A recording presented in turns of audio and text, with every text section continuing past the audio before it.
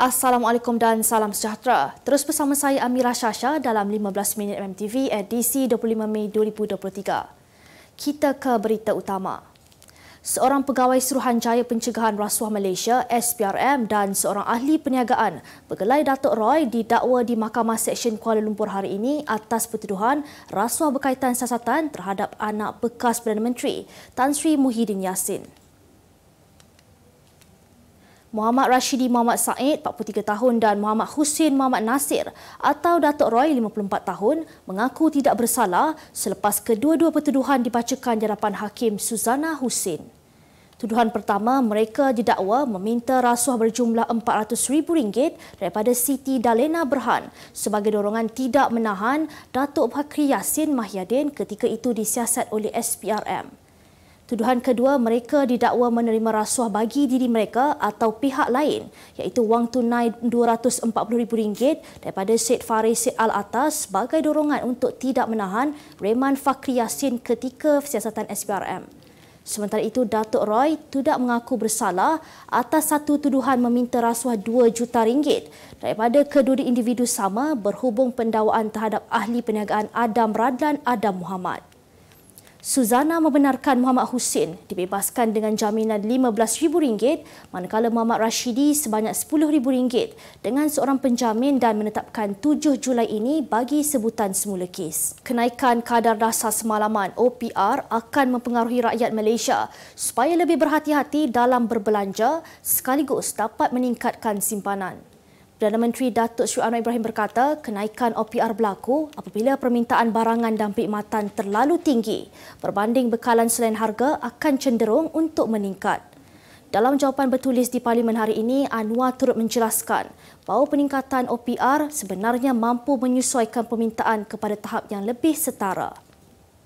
Tambah beliau lagi, jika keadaan inflasi menjadi tidak terkawal, kuasa beli semua isi rumah terutamanya bagi golongan berpendapatan rendah, simpanan penabung dan pesara akan merudum akibat kenaikan harga yang mendadak. Justru katanya impak kewangan dari segi kejatuhan kuasa beli akibat inflasi yang tinggi dan tidak terkawal adalah jauh lebih buruk dan meluas berbanding kesan daripada kenaikan OPR secara terkawal dan beransur-ansur pada 2022. Hanya 4% atau 400,000 pencarum daripada 15.72 juta ahli kumpulan wang simpanan pekerja KWSP yang mampu bersara selesa dengan memiliki simpanan RM600,000 dan ke atas. Pensyarah kanan di Fakulti Ekonomi dan Muamalat Universiti Sains Islam Malaysia, Profesor Madya Dr. Nur Adli Rizwan Shah Muhammad Dali berkata, angka itu dilihat membimbangkan kerana simpanan hari tua itu menunjukkan begitu ramai ahli KWSP yang tidak mampu bersara dengan selesa ketika mencapai usia persaraan. Menurut beliau lagi, tindakan drastik perlu dilakukan antaranya dengan memperkenalkan inisiatif caruman tambahan kepada ahli yang tidak mempunyai jumlah simpanan sewajarnya dengan usia. Menurut laporan tahunan KWSP, seramai 165,000 individu yang mempunyai simpanan sebanyak RM600,000 ke atas diikuti 40,000 pencarum dengan simpanan RM600,000 hingga RM700,000. Seramai 14,000 pencarum lain memiliki simpanan RM900,000 hingga RM1 juta dan lebih 63,000 pencarum memiliki simpanan RM1 juta ke atas. Daripada laporan itu juga, kira-kira 96% pencarum KWSP berusia 55 tahun dan ke bawah tidak mempunyai simpanan ideal sebanyak RM600,000 untuk bersara dengan selesa di bandar-bandar utama di Lembah Kelang. Air Kelantan Sdn Bhd AKSP mendedahkan pemberian sagu hati Aidilfitri kepada ahli lembaga pengarah dan kaki tangan bertujuan untuk meringankan beban mereka untuk menyambut hari lebaran. Air Kelantan Sdn Bhd AKSP mendedahkan pemberian sagu hati Aidilfitri kepada ahli lembaga pengarah dan kaki tangan bertujuan meringankan beban mereka untuk menyambut hari lebaran. AKSB berkata bayaran sagu hati itu dibuat mengikut prosedur takbir urus dan diluluskan lembaga pengarah iaitu badan tertinggi sesebuah syarikat. Utusan online sebelum ini melaporkan Dewan Pemuda PAS Kelantan menyifatkan pemberian sagu hati berjumlah RM10,000 kepada ahli lembaga pengarah AKSP merupakan prosedur biasa.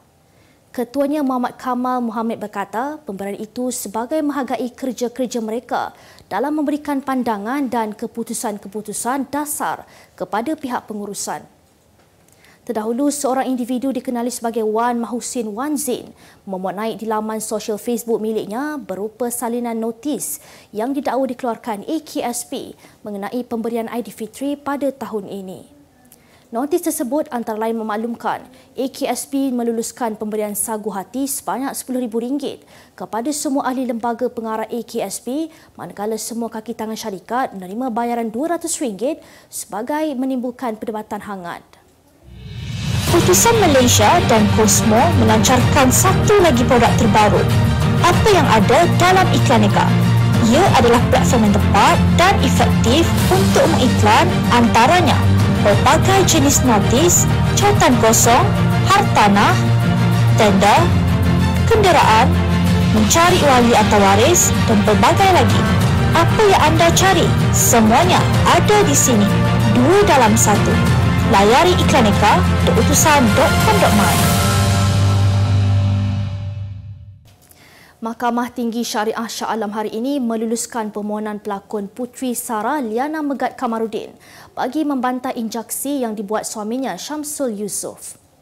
Menurut Peguam Syari'i yang mewakili Puteri Sarah, Datuk Akbardir Abdul Kadir, injaksi itu dibuat pihak Syamsul untuk mencegah anak guamnya daripada bercakap dengan pihak media atau mana-mana platform lain, dan permohonan pembantahan itu telah diluluskan Hakim Abdul Halim Abdullah. Sementara itu, dalam kes berasingan, pelakon Farid Kamil dan Diana Daniel yang menjalani prosiding suluh kedua di Mahkamah Tinggi Syariah Shah Alam hari ini gagal mencapai kata sepakat. Farid dalam satu kenyataan berkata, walaupun sudah lama tidak bersua muka dengan isterinya, namun perasaan sayang terhadap isterinya itu semakin mendalam dan berharap masih ada sinar untuk menjernihkan kembali masalah rumah tangga mereka di samping dapat membesarkan anak mereka bersama. Seorang buruh dihadapkan ke Mahkamah Seksyen Kota Baru hari ini atas 2 pertuduhan cuai sehingga menyebabkan kematian anak sepupunya dan memiliki senapang patah bersama 4 butir peluru hidup tanpa lesen. Nik Nazli Nik Muhammad Mustafa, 39 tahun, bagaimanapun mengaku tidak bersalah di atas pertuduhan menyebabkan kematian Muhammad Hasmizi Zudin Cik Hasmi, 26 tahun, dengan melepaskan tembakan kepada mangsa pada 12 Mei lalu.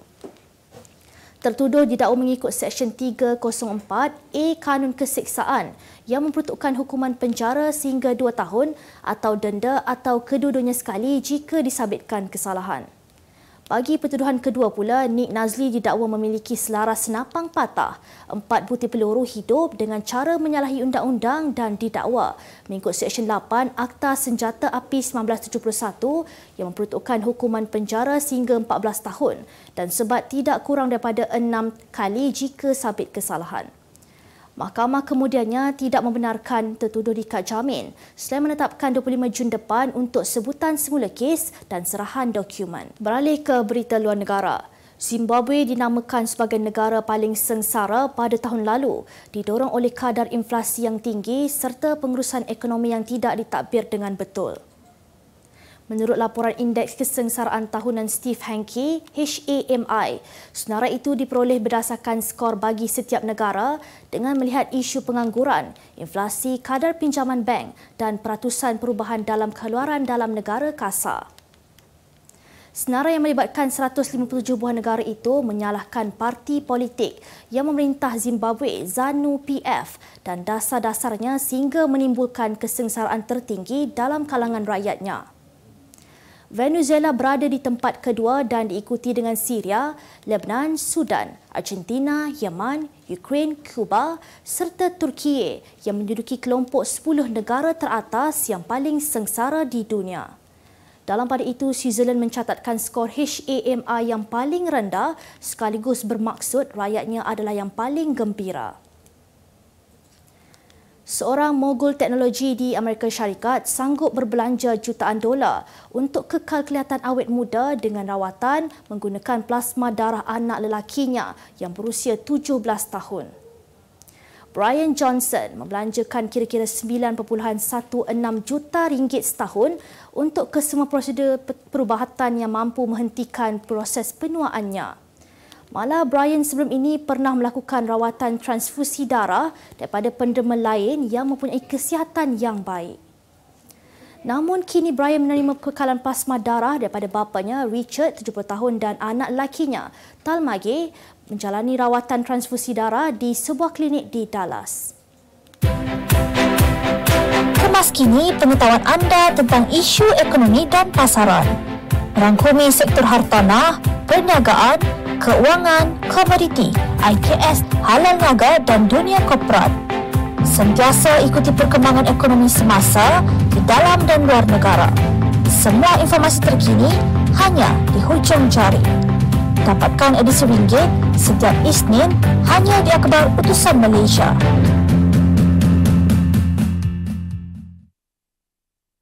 Kita ke berita ekonomi. Kementerian Pertahanan MINDEF menandatangani sebanyak 43 kontrak merangkumi 20 dokumen kontrak, 21 surat setuju terima SST dan 2 surat niat dengan nilai keseluruhan 10.128 bilion ringgit.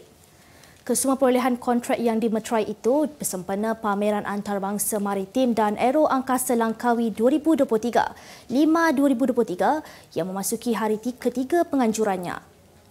Dokumen kontrak terbabit adalah bagi penerimaan 4 helikopter Psycho Sky yang berfungsi sebagai platform kepada tim nukleus di bawah Tentera Darat Malaysia. Bagi Tentera Udara Diraja Malaysia pula, perolehan kontrak membabitkan 18 pesawat tempur yang akan diperoleh daripada Korea Aerospace Industries selain 3 pesawat tanpa pemandu jenis UAS dan 2 pesawat maritim patrol aircraft fasa 1. Menteri Pertahanan Datuk Seri Mohamad Hassan meletakkan harapan agar kesemua aset terbaru itu akan diterima Angkatan Tentera Malaysia dalam masa yang ditetapkan. Ekonomi Malaysia dijangka berkembang pada kadar yang perlahan pada suku ketiga 2023 dengan indeks pelopor IP mencatatkan 110.1 mata pada Mac lalu menurut Jabatan Perangkaan Malaysia DOSM. Jabatan itu berkata ekonomi Malaysia dijangka tumbuh dengan kadar perlahan pada beberapa bulan ke hadapan berdasarkan IP yang menyusut 1.2% kepada 110.1 mata pada Mac 2023. Jelasnya prestasi IP terjejas disebabkan oleh penurunan yang ketara dalam import benar semikonduktor dan indeks perusahaan bursa Malaysia. Tambah dozem lagi, indeks keserentak IS yang mencerminkan keadaan ekonomi semasa meningkat 3.4% kepada 121.9 mata pada Mac 2023. Kita ke berita sukan. Perseorangan lelaki profesional negara Lee Zijia menyelamatkan maruah kem negara apabila menjadi satu-satunya pemain Malaysia yang mencatatkan kemenangan pada pusingan kedua kejohanan badminton Malaysia Masters di Axiata Arena Bukit Jalil semalam. Pemain nombor 10 dunia itu mencatatkan kemenangan straight set 21-12, 21-19 ke atas pemain Cina Lu Guangzhou.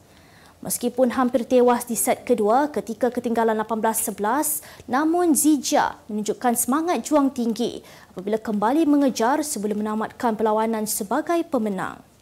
Anak kelahiran Kedah itu akan membuat perhitungan dengan wakil Taiwan, Lee Chun-yi, pada peringkat 16 terbaik hari ini.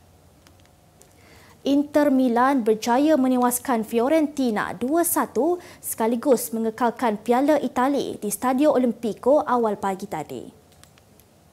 Dalam aksi perlawanan itu, Nicolas Gonzalez meletakkan Fiorentina di depan dengan menjaringkan gol pertama seawal minit ketiga. Bagaimanapun, penyerang Argentina Lautaro Martinez menyamakan kedudukan selepas mendapat lorongan Marcelo Brozovic pada minit ke-29 dan selang 8 minit kemudian, Martinez sekali lagi menjaringkan gol kedua buat skuad kendalian Simon Inzaghi. Gelaran Piala Itali ke-9 Inter meletakkan mereka standing dengan Roma meskipun Juventus masih mendahului dengan 14 gelaran kejohanan berkenaan. Sebagai penutup 15 minit MMTV hari ini, saksikan laporan cuaca esok Jumaat 26 Mei 2023. Jangan lupa dapatkan akhbar utusan Malaysia dan Kosmo untuk berita-berita terkini dan menyeluruh. Sekian saja daripada saya Amira Syasha. Assalamualaikum dan jumpa lagi.